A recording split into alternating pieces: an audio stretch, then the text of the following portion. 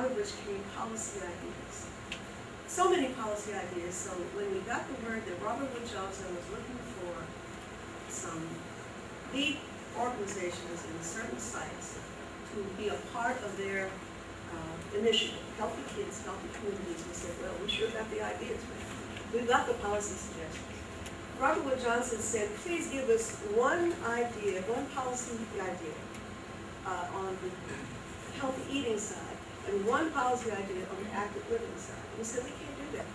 We have at least 6 on each side. I'll tell you what we'll do. We'll give you 2 each, and then we're going to ask our community to help us decide which one we should focus on. Is that okay with you, Robert Wood Johnson? Thankfully, we said yes. And so we were funded. Now, let me now move on and start talking about our initiative. You can see that the vision of our initiative is the same that all the grantees, and I must acknowledge that Tulane also is affiliated with Robert Wood Johnson's Healthy Kids Healthy Communities. Matt is here representing that partnership, and we are delighted that we are now one of 50. We're 2 of 50. We started off as one of 9, and now we are 50 entities across the country participating in Robert Wood Johnson's Healthy Kids, Healthy Communities initiative. Our vision, we share this vision. We're supposed to really be looking at the broad societal factors, the social determinants, the issues that impact on people's ability to live healthy lives. And so that means we're looking for opportunities for systems changes and policy changes and environmental changes that make it easier for folks to say, I can do this. So, and we applaud Robert Wood Johnson for that vision. However, as you can see from our goals, we're also very concerned that the community comes along every step of the way. And so this is why our goals emphasize, as you can see, the process of community consultation with Ward 7 and 8 residents, which, by the way, have the most severe obesity statistics. We're talking about prioritizing, engaging the community in helping us set priorities. And in the case where they feel really strongly about not wanting to let any of the priorities go, we end up working on all of the things that they said they wanted to do. And then, of course, as you see, we're really committed to community movement here. Because in addition to policy change, and that can't happen without community movement, though, we also want the community to feel fully engaged in whatever strategies we finally come up with. Okay, now I asked the staff not to be quite so parochial and put us like the top. We should be somewhere way down because we're not alphabetical here. But as you can see, they felt strongly that we should let you know that we were one of the first 9 lead sites. So I apologize for their showing. Moving on. Each of our Robert Wood Johnson Healthy Kids, Healthy Communities projects has partners. We started off with a set of partners that are a little different from what you see here. One of our partners fell by the wayside because they didn't have the time and energy to put in. And then as we developed our thinking about what we wanted to do, we wanted to bring different partners, but you can see the key ones here. The DC Department of Health. I won't talk about what they're doing right now, just let you know who they are. The DC Department of Parks and Recreation. You'll be able to see why these particular partners came to the table when you talk about the policies we're working on. The DC Office of Planning, very important. Any office in Washington Parks and People. The National Black Child Development Institute. We're talking about young children's stuff. DC Hunger Solutions, a lead advocate in our community for a healthy eating strategy for adults. And the DC Public Schools. Those are our partners today. We are currently in conversation with at least 2 more. One is the Ward 8 Health Council, which is a community-based health council in the wards that we're focusing on. And we're looking for other partners as well who have strong community. I mentioned how important communities are, but if you want to do anything at all, you at least have to know what your community is like. I wish we were not sharing space on these lists, Louisiana and DC. You can see that according to, this is from Trust for America's Health, The ranking in terms of the percentage of obese 10 to 17-year-olds, in 2008, we were at the top of the list. Now notice it's focused on obesity only. When you go to obesity and overweight, we dropped down a little bit, but it's nothing to feel, good about. Louisiana, you kind of keep in pace with us. None of us want to be on this list, but this is where we are. This is the reality, and again, this is the challenge. Now, when we talk about some of those systems issues and environmental issues, we have parts of our city that have, at least until very recently, been classified as food deserts. It wasn't that there wasn't food available, but what kind of food was it? Fast food, corner food store, grocery stores, as you can see. Now, Ward 7, you see Ward 7 right? That's the areas we're working. They are among the largest wards. You see how many grocery stores are there? Full service grocery stores as compared to the rest of the city. Now, people can't eat healthy if they can't find any place to shop, to buy healthy foods. And so this hasn't been a major issue. Gratefully, we're finding some solutions for this issue, and I'll talk about that in a minute.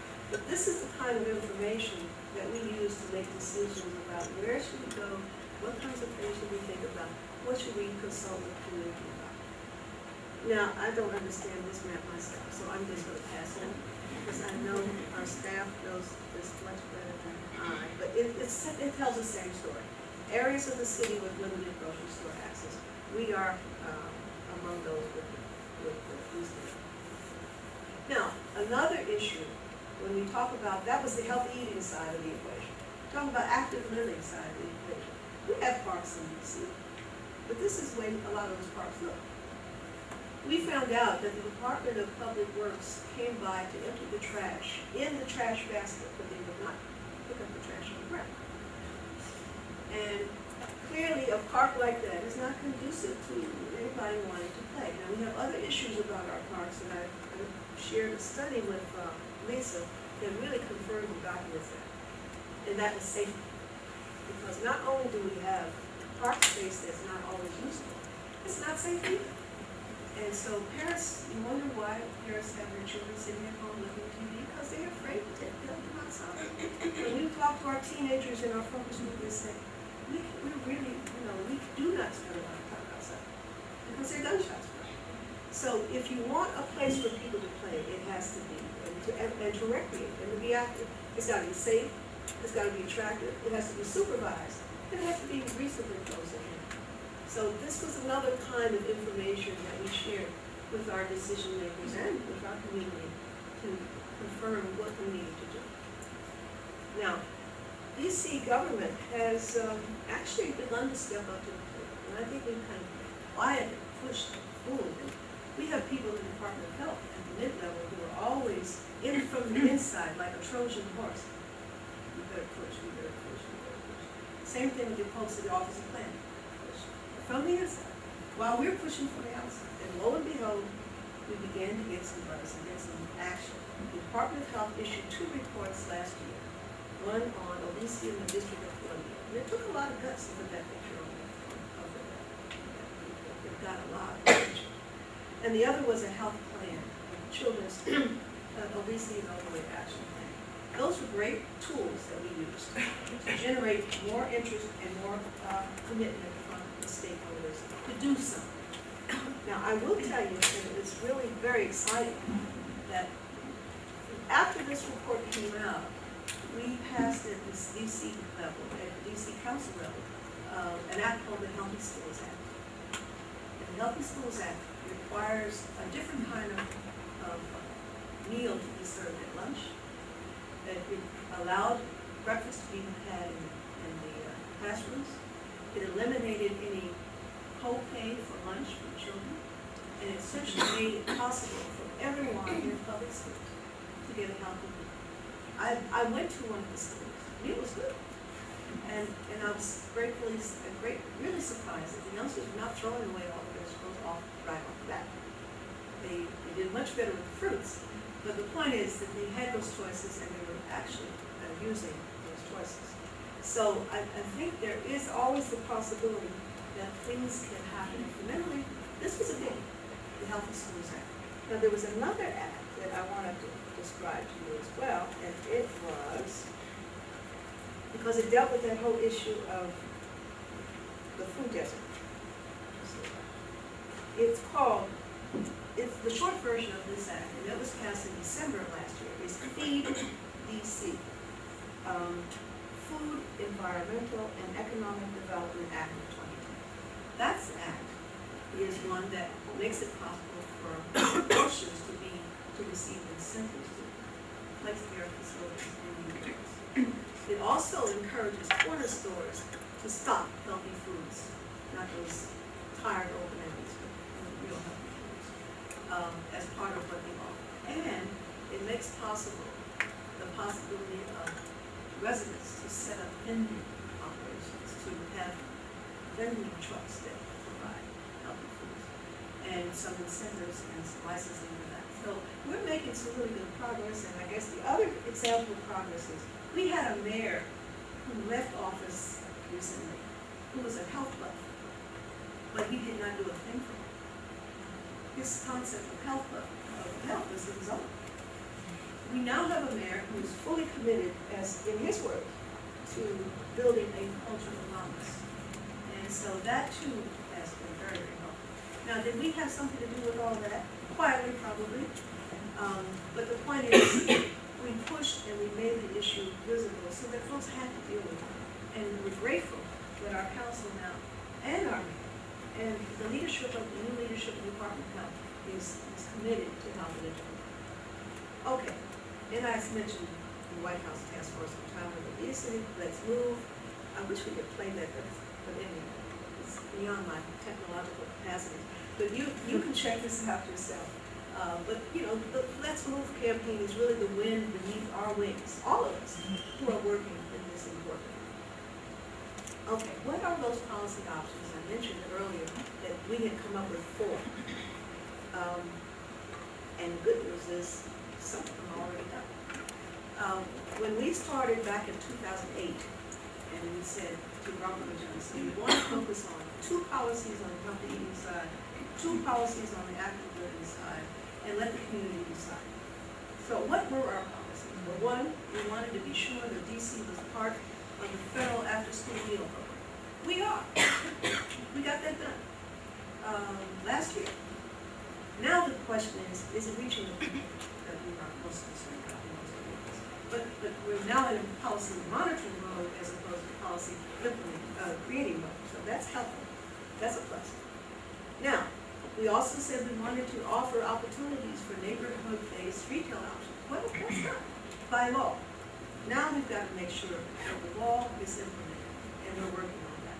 So on the healthy eating side, some of the work that our partnership set out to do is really moving quite well along. But monitoring and making sure that the policy and the regs and the reality fit are still work that has to be done. Now, on the active living side, that's where we've got some interesting challenges. I mentioned that park. You saw that park? Well, when we talked to our community about that, they said, you know, there are other communities where they expect the neighborhood residents to keep the parks up on a volunteer basis. We can't do that. We've got a 30% unemployment rate in our community. We need jobs. And we said, folks need jobs. Our public assistance program is beginning to limit the time you can be involved. Can we make a way, find a way of matching these things and creating a job for park stewardship, park ambassadors, whatever you want to call them, and really bring people into the parks for maintenance, supervision, etc., and programming? Wouldn't that be a creative way of solving 2 problems at once? People needing jobs, people needing safe places to work and play. We're working on that. And we've got a little thing going. We've talked to people in Baltimore and Chicago, New York. They all have a version of this program. We're trying to get it done in DC. It might work in New York.